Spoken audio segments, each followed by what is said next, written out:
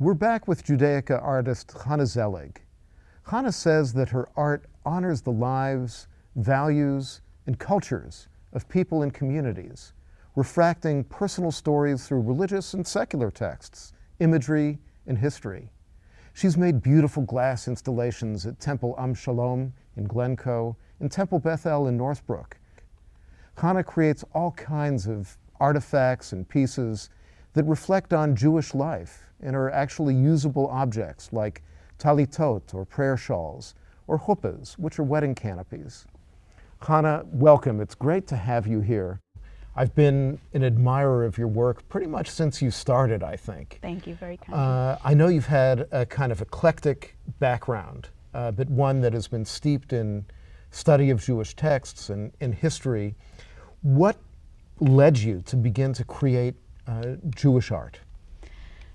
Well, my daughter, who is almost 11, went to a Jewish kindergarten, Chicago Jewish Day School, and when she and her class graduated from kindergarten, Ellen Gradman, who was the art teacher at the time, did this project where we were creating this thing called a wimple, which... And we have a wimple, we have an example on the table, That's which... right. So what is a wimple? Originally, the wimple was used to swaddle the baby boy at his bris and at the circumcision ceremony, and then would be used at his bar mitzvah to wrap the Torah, the belt to wrap the Torah, and then eventually perhaps to be used on his wedding canopy. So this is something that they wanted to do to reflect who the child was. The wimple creates a tapestry on which you can really both write an individual narrative, but it becomes much more than the individual narrative, but says something about Jewish tradition and history as well. That's right.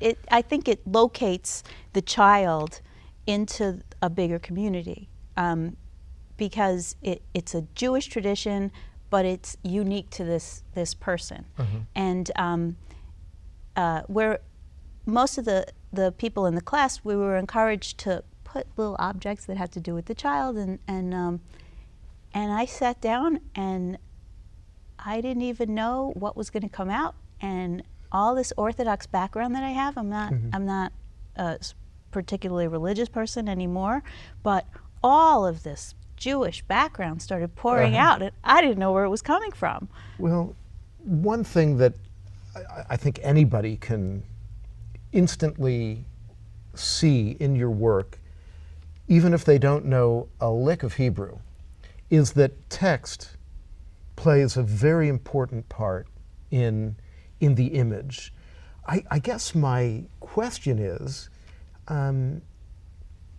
how is the text a point of access for people who don't necessarily know what it says? I love letters. I love that they can arrange themselves into words, especially if you don't know what the words say, because they're just shapes. And I'm really inspired by, there's a quotation by Wallace Stevens, the poet, who said, "It's not every day that the world arranges itself into a poem." And I love that because it's just this magical way that words arrange themselves into ideas. And I don't think you have to know what they say necessarily to just know that these are objects that turn into meaning. And the words are another part of the composition. They're a visual element in the composition. They're not explanatory. I found this so much the case when I remember sitting in the synagogue and looking at your installation that then we did an article about. It was on the cover of JUF News. And somehow a photograph didn't do it justice of actually being in that space and seeing the letters and the words organize themselves on a wall and provide access for light.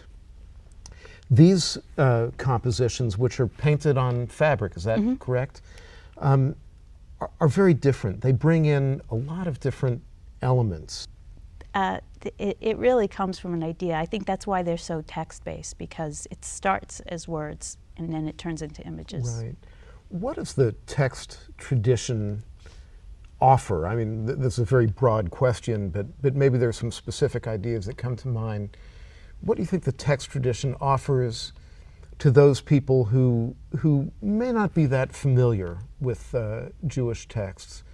Does the art become an entryway to a broader discovery, do you think? I hope so. Okay. That's what I would wish for. I always include an explanation of what a translation, but also not just a translation of each verse or passage. I also include an explanation of how I get from one image to the next and how each thing links to the next. So I think people can read it as an essay, as a visual essay. Some people will see it as hopefully compelling imagery that will keep bringing them in further and further into the piece.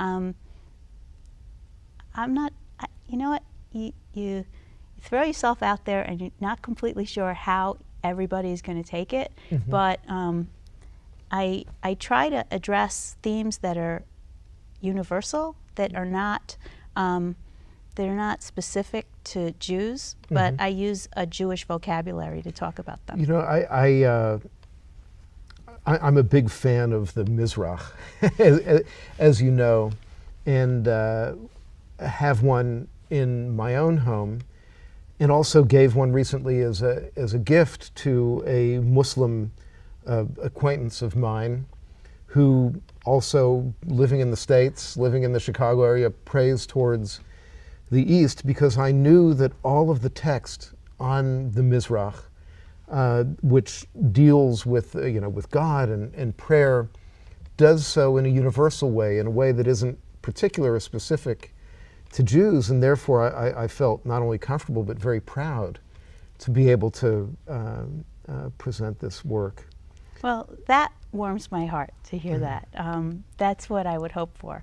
A Mizrach is it just says East on it, and it's traditionally put on an eastern wall to orient the person who's praying to the direction of prayer. And so it's especially exciting to me that someone else who prays towards the east is looking at it. But for me, the idea is not that you pray towards the east, but it's an orientation. So it's this one piece particularly I did for myself on Rosh Hashanah, on the high holidays, as a way to prepare myself to meditate. And so the images move around the piece and then ascend up a staircase, up a ladder. And the search for transcendence is universal. So that's why it really means so much to me. I mean, I like to think of my work as syncretic. Yeah. It's really interesting to consider what your work does, because it's not simply something that people put on a wall. Much of your work, and correct me, maybe all of your work has utility in a certain sense. A prayer shawl, the wimple, a chuppah, wedding canopy.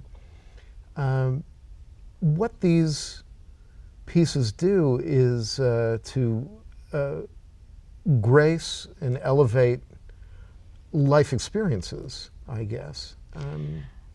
I just want to add one thing to that ornament in one's house is also a function.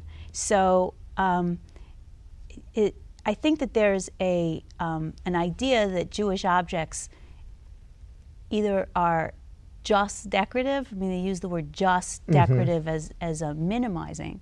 That's all it does. We'll put it in quotes. Right, exactly. Or that they have a function only in ritual. But the idea of having something on your wall that moves you, and my prayer, I pray that this is something that moves people when they look at it. that in itself is a function to me. So so I just wanted to say that.